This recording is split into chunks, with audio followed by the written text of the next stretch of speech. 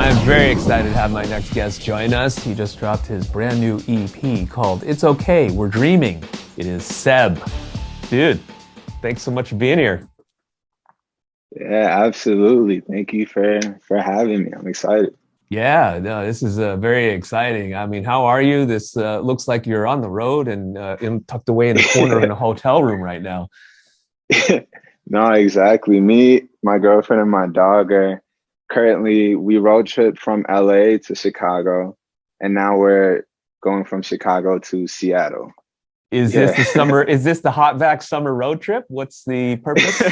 Or is this just a relaxing vacation before the EP drops?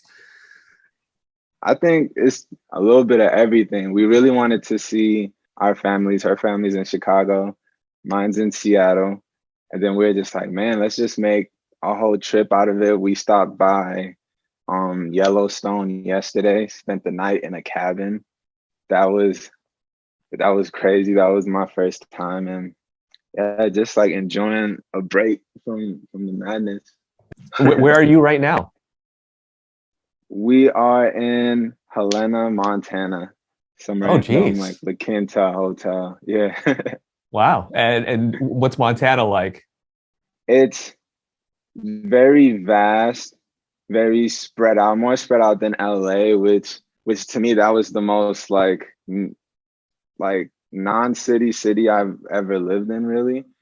And I mean, just gorgeous mountains, a lot of greenery, the air feels fresh.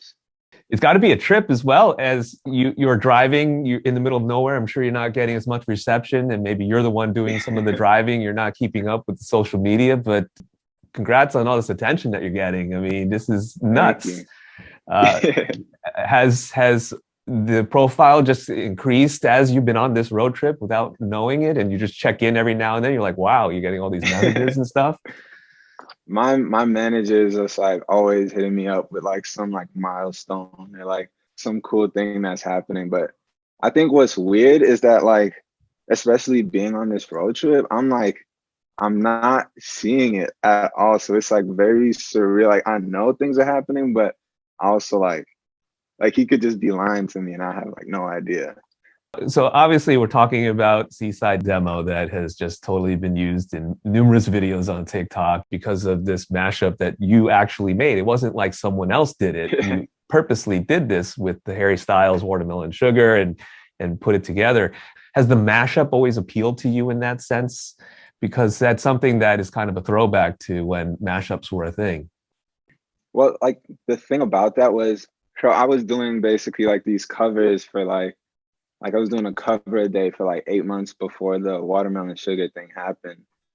And with that, I was basically just doing a mashup of the cover, I mean, of the actual song to my cover.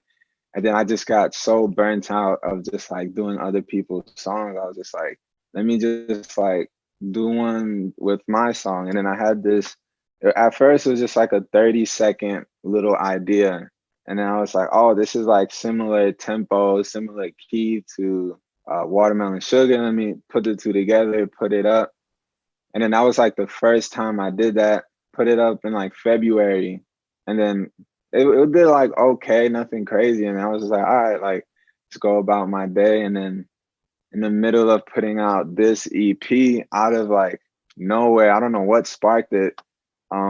It just started like building and building and building, and the numbers started going up, and then people started like sending me random TikToks, and then we're just like, dang, I think we need to put this song out like officially. And you had Yeah. released a couple of singles before that. So it wasn't like this is your first foray into releasing music or anything like that.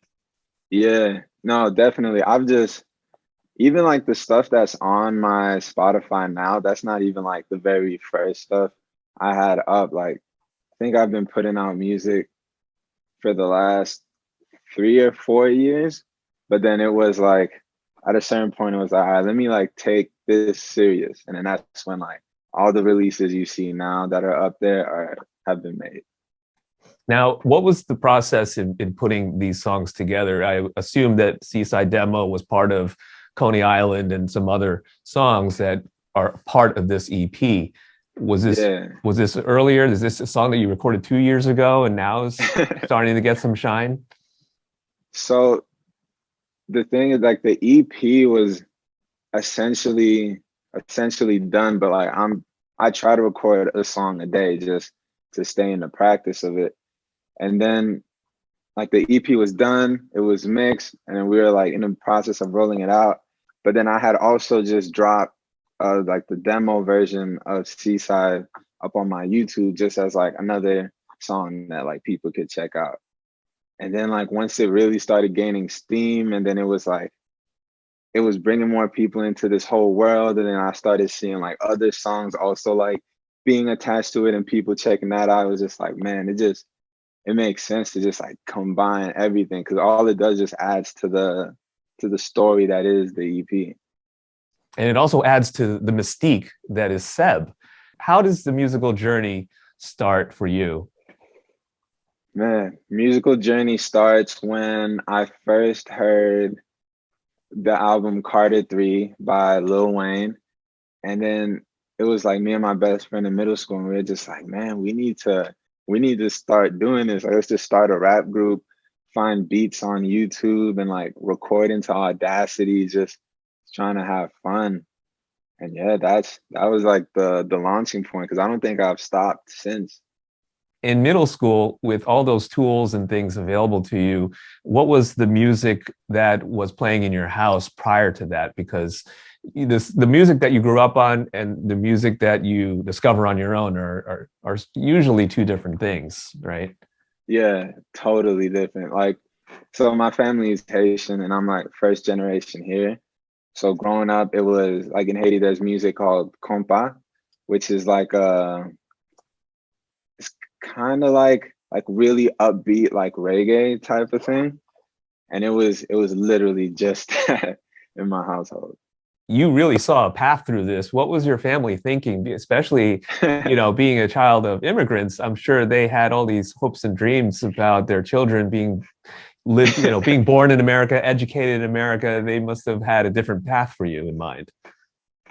Oh man, I think they didn't take it serious up until maybe like near the end of high school, when like I was talking to my advisor and I'm saying, yeah, I think I want to like try to do this music thing. He calls in my mom, and then they have this whole discussion on why I shouldn't do it, why it's a bad idea. And I'm just like not budging at all. I'm like, this is what's gonna happen.